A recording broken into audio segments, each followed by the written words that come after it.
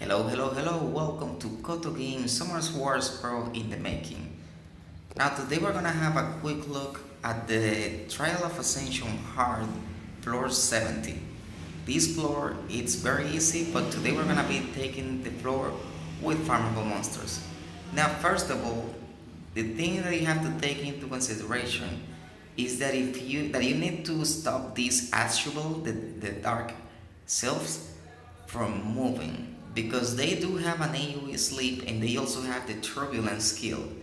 And with the turbulence, they will reduce the attack bar to 0 and their AoE sleep is gonna be AoE sleep for 2 turns. So you don't want that to be happening to your team. We target them first as well because um, because if you target these Freya's, the fire sylphid, when Freya dies, her passive is that everyone on the team, on the enemy's team, everyone is gonna be cleansing all of the harmful effects and they are gonna be healed as well. So you don't want that to happen. You want to keep them crowd controlled with your team. So you first of all hit the attributes, the dark ifrits, the dark selves, and then you target the Freya's one step at a time. Now this attribute is already dead, so we target on the other one, and we make sure that the next attribute doesn't get a turn either, and we keep everything under control with just crowd control. Bella is here. Now let's go ahead and talk about the team and why this team is so good against TOA hard, most of the TOA hard floors. First of all, Barrera is here because of the dots and because he also has a turbulence that is going to decrease the enemy's attack bar to 0 whenever it's necessary. Also, Spectra is one of the best monsters for TOA hard because he has the backslash skill, the third skill, and that third skill it's going to decrease the enemy's attack bar by 20% and also decreasing their attack speed. So if you build him with accuracy, it's going to be really useful all the way through TOA normal and all the way through TOA hard as well. Now we're going to pick on the third one because it's the one with the highest attack bar. Also about the Spectra, with the second skill, he's going to be hitting the target and the damage is going to be proportionate to the enemy's max HP. So that's going to be a lot of damage on these monsters because they do have really high HP on TOA hard. Now that Freya, the third Freya here, the one we're targeting, is gonna die right away. So I'm gonna decrease the attack bar of the next target. That will be the second Freya, the one in the middle. Now decreasing her attack bar, I make sure that I only get attacked by one of the Freyas, the one on the left. So after you do this, then it's really easy. Alright?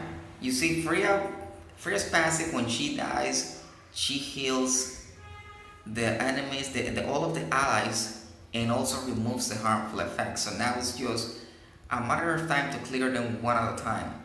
Now Bella, it's on this team because Bella is really good as a healer.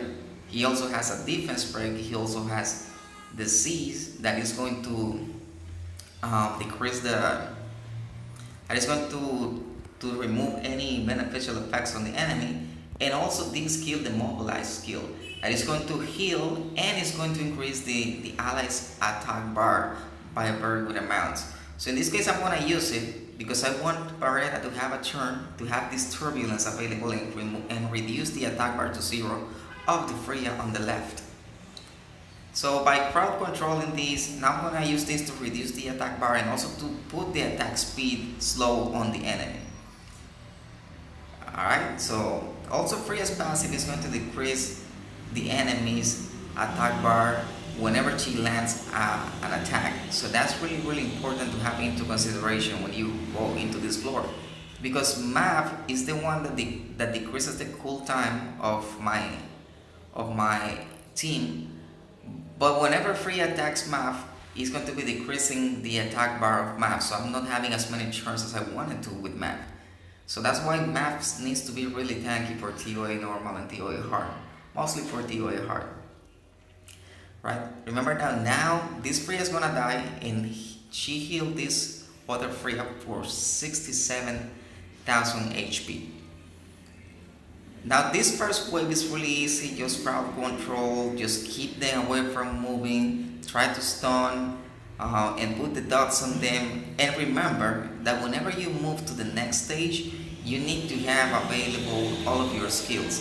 So that's why it's gonna be easier to have the next wave clear without the less RNG involved. Alright, so Baramos is on this team to remove the harmful effects whenever they place a harmful effect on your team. And Vermos also has dots on the first skill, and his second skill is an AoE stun. So he's really good for TOA and TOA hard as well. Mav is one of the best monsters for TOA because of his provoke, because he's really tanky, and because he stuns with the first skill, and also because of his third skill that is going to increase the attack speed of all allies, and also is going to decrease the cooltime of all skills of the allied teams as well. Now this second wave, it's really easy. There's nothing for you like to focus on this second wave. Just make sure that they don't get a turn and try to put the stuns on everybody. Now if you look at this, the only threat on this team will be these Arans, because there are 3 of them and they actually hit pretty hard. But once you stun them and you keep on doing this, just make sure you kill the Arans first, because it's easier to kill them with the damage that you put with Spectra, and also with the damage that you put with Beretta. Now remember that this is crowd control, so we have to take down the attack bar of this second. It was resisted because of the elemental disadvantage, but it's really easy to keep this thing going without no problem. Now the problem with Arangs is that these Arangs, they have a skill that is going to decrease the defense, the attack power, and that skill hits really hard. So we tried to control them all, we couldn't, but we now hit for the one just to try to put some dots on them. The best builds, what are the suggested builds for these guys? First of all, the suggestion for the builds for Spectra is Despair Focus with speed on slot 2, HP on slot 2, and HP on slot 6 as well. 2, 4, and 6 will be speed, HP. It is recommended for you to have lots of accuracy on these monsters, because you don't want the harmful effects to be missed by the resistance. Alright, that's the skill that hits really hard, but Theomars is a monster that you have to build really tanky, because you want Theomars to work, not Theomars, you want this Ifrit to work on the floor 80 with Artangel. Alright, so now we decrease the attack power with the attack bar of the Arang in the middle. And now we try to stun. Perfect. Now we provoke with math. This floor is really easy to clear. It's just a matter of keeping your team consistent. Remember, the turn order for TOA hard is also very important, because you want some things to happen first, and then you keep track of the following teams just one at a time. You have to build a Spectra with a lot of accuracy, also on speed, HP with accuracy substats. Try to get at least 60% accuracy on Beretta and Spectra, because you really need them to make sure that their harmful effects will be landing on the enemy. Something very important is that Spectra is really squishy. So you have to make sure that he's tanky enough, and you have to make sure that your map also has some decent accuracy as well, because you want map to provoke, and if map doesn't provoke, they will be hitting the squishiest guys on your team. This is really easy to clear. Now the Arang in the middle is already dead, so now we focus on the third Arang. and we just try to keep this I don't remember the name of this blue Aran Soha is the name, yeah. So we just try to keep this Soha away from moving because she's gonna be hitting really hard on Spectra when she moves. There you go. There you go. That's why you need to build Beretta with a lot of accuracy. Also, most people go on Swift with with the Spectra, but I really like Spectra on Violent better because if whenever he does the third skill to reduce the attack bar and also to reduce the attack speed on the enemies, and he does a violent proc, and then map comes with the wings of wind skill, then you do have that skill available right away. So it's very good to have him on violent, making sure that you have enough HP and making sure that you have enough accuracy. You don't really have to build Spectre for damage because he does plenty a good amount of damage even without building him for damage with the second skill. So at this point there's only one thing that I have to worry about, and it's getting to the next turn with all of my skills available. I'm gonna use the Winds of Wind because I want to have more turns while these guys get to the next stage of this TOA Hard 70. Alright?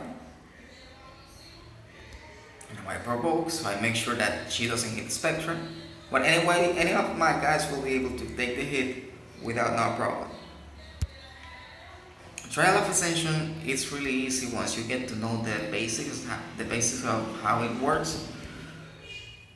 And the best way to clear Trial of Ascension the very first time is going to be through crowd control. There are many teams out there that work, but this is the most suggested team because it's a farmable team and you don't have to wait for a specific monster to be able to clear Trial of Ascension normal or hard. Right now we move to the boss stage, and this boss is really easy to clear. Now the first thing to do is going to be to land the attack speed slow, and you see with a decent amount of accuracy, Spectre is going to be able to land it on everybody. Now we try to stun, we didn't get any stun, we try again with Veramus, that's perfect. And now I'm gonna provoke this boss. There you go.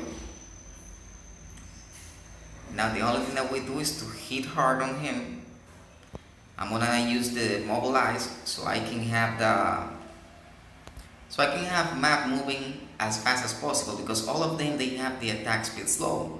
Now I'm gonna use the turbulence on the one that was not stunned, these cases. And now I'm gonna put the dots on the ones that I want to die first. The ones that I want to die first are the Megans, because the Megans will be increasing the attack speed and the attack power of this Chwiu. So Megans will be the best thing to kill first. You can target the boss with everybody else, and just for the dots, target the one that you want to be dotted. Now I increase my attack speed and I go ahead and provoke. And there you go, the backslash speed is available again. Now I decrease the defense. It's resistant. Alright, let me try to stun this one on here. It didn't work. Let's give it a try now. Perfect.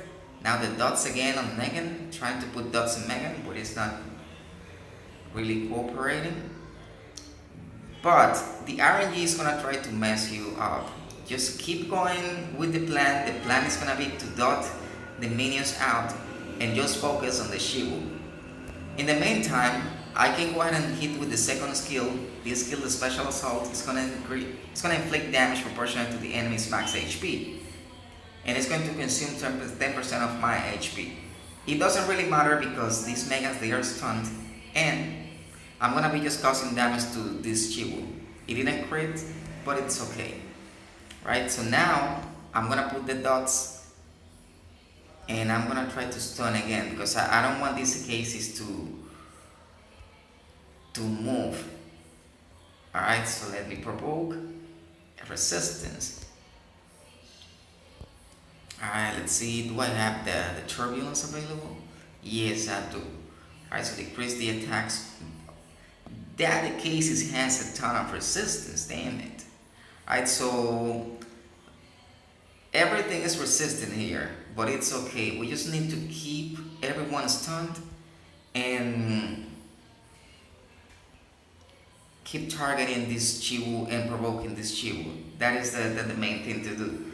Making sure that nobody moves with stuns and making sure that these Megans they don't get to use the making sure the Megans don't get to use their skill, the one that increases the attack bar and also the one that increases the attack power of this Chwiu. Now we need to keep Chwiu all the way provoked with math. We don't want Chwiu to use the one that is going to be healing himself while removing all of the beneficial effects on my team. Right, so now I increase the attack bar because I want to get more turns. I keep targeting this Chwiu. Now I reduce the attack bar of this Megan. And well, these guys are having a lot of resistance. If this Megan gets to get a turn, it's gonna be really complicated for me. Alright, stun. No, it didn't work. Oh, that Megan got the turn but didn't actually use it properly. Alright, that's cool. Alright, so now we get moving. Attack bar increase. We put the dots again because we want everybody to die with the dots. Now no stuns. Alright, so now I'm sure this Megan is we stick with the plan. We want this Chwiu to be provoked. It didn't work. What's going on with the resistance these days? Alright, so we decrease the attack speed. What's going on with the resistance? Come on. If that was, this resistance check is insane. Wow. Hey. Alright, so let's try to, no, nothing at all. From the very beginning I knew this was gonna happen. What's going on with the resistance? Damn. Alright. It's okay because we have to make sure that we build these people really tanky in case that the RNG wants to mess you up. So it's okay. Now we remove what's going on with the resistance again. Whoa. Alright. Decrease the attack bar to 0. Perfect. Just make sure that you build your monsters really tanky because the resistance can mess you up if they want to mess you up. Alright. So for everybody on the team, because everybody in this team is a support monster, just make sure that everybody on this team is built on HP, on speed, HP. Alright, so now we target this Megan. That Megan has not been stunned once and has resisted all of the harmful effects. That's the most powerful Megan I've ever seen. Alright. Now we decrease the attack bar to 0. Perfect. We decrease the attack bar again. Perfect. We have the heal again. We have the provoke. This is the strategy. Just duck the minions one after the other and keep this Chwiu provoked. Just make sure you provoke the Chwiu whenever it's possible, and make sure the minions they don't get the turns to do their skills, because with their skills up it's really annoying. Alright, we need this. I'm gonna save that for later. that Megan is not being stunned once. But it's okay, we got this because the strategy is very simple. In this strategy, we just dot the minion and we keep this Chiwu provoked. Simple as that. With some dots, there you go, that Megan, it's dead already. And this is it. You just follow up these instructions and you're gonna be clearing this TOA hard really easy with no problem. I'm gonna show you the rules I have. I run this TOA team about 2 years ago and I have not made any changes since then because the team works like that, and if it is working fine, I don't put rune priority into these guys because I'm gonna put my runes into something else. Just keep him provoked and just defense break, do everything, but just make sure that your mob always provokes this Chiwu. I'm gonna save the turbulence skill for later. I'm gonna save that one as well. I'm gonna hit this one because it's gonna hit harder. And it's really easy. Now I heal, I provoke, it resisted the provoke, and now I have the turbulence available, so let me switch it back. And that's why I save all of those skills together, because sometimes it will just miss everything because the resistance nowadays is crazy on TOA, but I'm sure you are gonna be able to clear this TOA hard if you go with this team. It's really easy.